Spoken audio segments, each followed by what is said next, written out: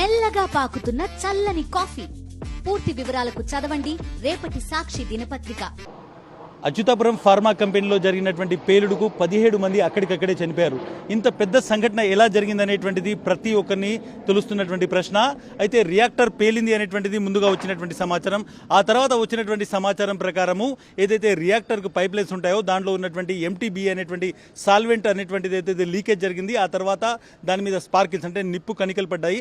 ఆ తర్వాత పేలుడు సంభవించింది. దాని తర్వాత రియాక్టర్ పేలింది అనేటువంటిది మనకు వస్తున్నటువంటి సమాచారం. సో ఈ సాల్వెంట్ ఎందుకు అక్కడ ఉంటుంది, దానికి సంబంధించిన పైప్ లైన్ కనెక్షన్స్ ఎట్లుంటాయి, అసలు ఈ రియాక్టర్ అనేటువంటిది ఏ విధంగా ఉంటుంది అనేటువంటిది నేను మీకు ఎక్స్ప్లెయిన్ చేసేటువంటి ప్రయత్నం చేస్తాను. ఇది ఒక రియాక్టర్. సాధారణంగా ఫార్మా ఇండస్ట్రీలో వాళ్ళు ఏవైతే కెమికల్స్ ఉంటాయో దాన్ని పూర్తిగా ఆ కెమికల్స్ని ఇందులో ఈ రియాక్టర్లో వేసిన తర్వాత దాన్ని ప్రెషరైజ్ చేసి దాన్ని కలిపిన తర్వాత దాన్ని ఒక పదార్థంగా మారుస్తారు. దాన్ని ఒక ముడి పదార్థంగా మార్చి దాని నుంచి ఈ మొత్తం ఫార్మాకి సంబంధించినటువంటి ఏవైతే కెమికల్స్ అవన్నీ కలిపిన తర్వాత ట్యాబ్లెట్స్ కావచ్చు, లేకుంటే సిరప్స్ కావచ్చు, ఇలాంటివి తయారు చేస్తుంటారు. సో ఈ రియాక్టర్ అనేటువంటిది ప్రతి ఫార్మా కంపెనీలో ఒక ప్రాణం లాంటిది. ప్రస్తుతం నేను చూపెడుతున్నటువంటి ఈ ఏదైతే మొత్తం ఒక రియాక్టర్ ఉందో ఇది దాదాపు మనం చూడొచ్చు 3, ఇది పూర్తిగా కంప్లీట్ కాలేదు, ఇంకా దీన్ని పూర్తిగా తయారు చేస్తున్నారు. 3000 లీటర్లకు సంబంధించినటువంటి కెపాసిటీ ఉంటుంది. దీన్ని తయారు చేస్తున్నటువంటి వాళ్ళు మనతో ఉన్నారు, శివ గారు ఉన్నారు. ఏదైతే అచ్యుతాపురంకి సంబంధించినటువంటి ఫ్యాక్టరీలో పేలుడు జరిగిందో దానికి సంబంధించి అందులో ఏదైతే సాల్వెంట్ వస్తుందో రియాక్టర్లోకి అది లీకేజ్ జరిగింది. దానివల్ల రియాక్టర్ బ్లాస్ట్ అయింది అనేటువంటిది. ఇంత పెద్ద రియాక్టర్ బ్లాస్ట్ అయ్యేటువంటి అవకాశం ఉంటుందా సార్? బ్లాస్ట్ అంటే వాళ్ళు సరిగ్గా ప్రికాషన్స్ తీసుకున్నప్పుడు బ్లాస్ట్ అయ్యే ఛాన్సెస్ ఉంటాయండి. దానిలో ప్రెజర్ డెవలప్ అవుతుంది. అక్కడ ఆపరేటర్స్ సరిగ్గా చూసుకోవాలి. చూసుకునే పక్షంలో ఒక్కోసారి అలాంటివి జరగవచ్చు. అవి జాగ్రత్తగా చూసుకుంటే ఆ ఇబ్బంది ఉండకపోవచ్చు. నాకు ఒకసారి ఎక్స్ప్లెయిన్ చేస్తారా సార్? ఇందులో చాలా వరకు కనబడుతున్నాయి కదా, ఇవన్నీ దేనికోసం వాడతారు? నాజిల్స్ అండి, ఇవి మ్యాన్ హోల్. దీనిలో మెటీరియల్ ఛార్జింగ్కి దానికి దీనికి ఇది మ్యాన్ హోల్ ఉంటుంది. ఏదైనా ఇంటర్నల్గా ఏదైనా ప్రాబ్లం వచ్చినప్పుడు మనిషి వెళ్ళి క్లీన్ చేసుకోవడానికి కూడా అవుతుంది. ఒకటేమో ధర్మోవేలు, దాని లోపల టెంపరేచర్ ఎంత ఉన్నదో ఈ సెన్సార్ ఒకటి పెట్టేసి దానికి ఒకటి సెట్ చేస్తాము. ఛార్జింగ్ లైన్, మెటీరియల్ ఇన్లెట్ అనమాట. దీంట్లోకి వాళ్ళ ప్రొడక్ట్ ఏదైతే ఉందో దానికి ఇన్లెట్ ఒకటి, సేఫ్టీ వాల్వ్. ఈ రియాక్టర్లకి ప్రతి రియాక్టర్ కూడాను ఇక నుంచి ఎవరైనా కూడాను సేఫ్టీ వాల్వ్, రప్చర్ డిస్క్ అవి రెండు పెట్టుకోవడం చాలా మంచిదండి. చాలా మంది కూడా ఇప్పుడు పెట్టుకుంటున్నారు. మిగతా వాళ్ళు కూడా పెట్టుకుంటే ఈ ప్రాబ్లమ్స్ కొంతవరకు అవాయిడ్ చేయొచ్చు. ఈ సేఫ్టీ వాల్వ్ ఇప్పుడు రప్చర్ డిస్క్ ఏంటంటే కొంత ప్రెజర్ దానికి సెట్ చేసి పెడతారు. ఆ ప్రెజర్ రాగానే ఆటోమేటిక్గా అది బరస్ట్ అయిపోద్ది. ఆ లైన్ వరకే ప్రాబ్లం అవుద్ది, వెళ్ళి బయటని ఆ పైప్ లైన్ ద్వారా బయటకు వెళ్ళిపోద్ది. కాబట్టి రియాక్టర్ సేఫ్ అలారం సిస్టమ్ లాంటిది సింపుల్గా చెప్పాలంటే అంతే. ఒకవేళ అది కూడా ఫెయిల్ అయిన పక్షంలో సేఫ్టీ వాల్వ్ అనేది కూడా పెట్టుకోవాలి. అది కూడా దానికి తగ్గట్టుగా ఇంత ప్రెజర్ కానీ వాళ్ళు సెట్ చేసి పెడతారు. థిక్నెస్ తయారు చేసే మెటీరియల్ థిక్నెస్ ఎంత ఉంటుంది? వాళ్ళ ప్రొడక్ట్ని బట్టి వాళ్ళు మనకి ఇంత కావాలా, ఇంత ప్రెజర్ కావాలని అన్నప్పుడు ఆ ప్రెజర్కి అగనెస్ట్గానే థిక్నెస్లో డిజైన్ చేస్తాం. 8 mm థిక్నెస్, 10 mm థిక్నెస్.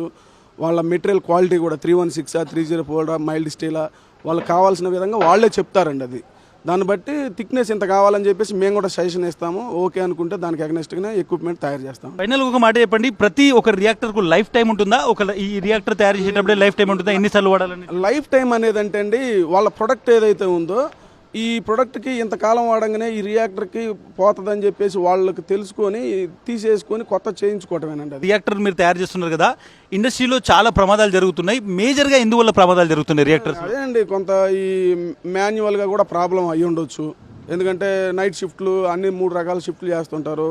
ఒక్కోసారి ప్రెజర్ డెవలప్ అయినప్పుడు సరిగ్గా చూసుకోకపోవటం, క్వాలిఫైడ్ ఆపరేటర్స్ ఉండకపోవటం, అవి కూడా దాని మూలన కూడా జరిగే ఛాన్సెస్ ఉంటాయండి. ఇప్పుడు అచ్యుతాపురంలో జరిగినటువంటి ఒక్క ఘటనే కాదు, కొద్ది రోజులుగా ఇటువంటి రియాక్టర్లు పేలడం అనేటువంటిది ఇండస్ట్రీలో చాలా ఎక్కువగా జరుగుతుంది. రియాక్టర్లు తయారు చేసే వాళ్ళు సేఫ్టీ ప్రికాషన్స్ చెప్తున్నారు.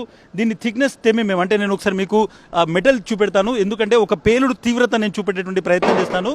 ఇది మనం ఇక్కడ చాలా స్పష్టంగా చూడొచ్చు.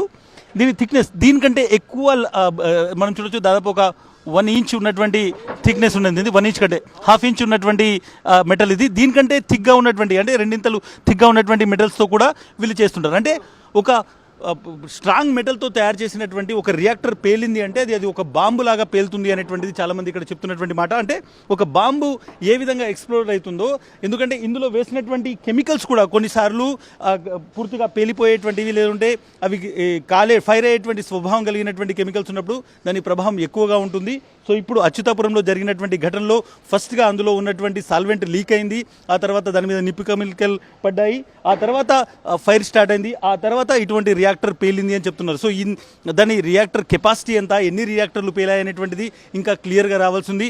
సో డెఫినెట్గా ఇటువంటి ప్రమాదాలను నిరోధించాలంటే ఫస్ట్ ఆఫ్ ఆల్ సేఫ్టీ ప్రికాషన్స్ని పాటించాలి. Companies at the same time qualified పర్సన్స్ని ఎక్కడ పెట్టాలి, ఒక ఎస్ఓపి అనేటువంటిది స్టాండర్డ్ ఆపరేషనల్ ప్రొసీజర్ అనేటువంటిది వాడుతూ ఉండాలి. అప్పుడు మాత్రమే ఎవరైతే కార్మికులు ఉన్నారో వాళ్ళ ప్రాణాలకు సేఫ్టీ ఉంటుందనేటువంటిది చాలామంది రియాక్టర్స్ మ్యానుఫ్యాక్చరింగ్ చేసే వాళ్ళు చెప్తున్నటువంటి మాట. వీడియో జర్నలిస్ట్ కుషాల్తో ఇస్మాయిల్, సాక్షి టీవీ, హైదరాబాద్.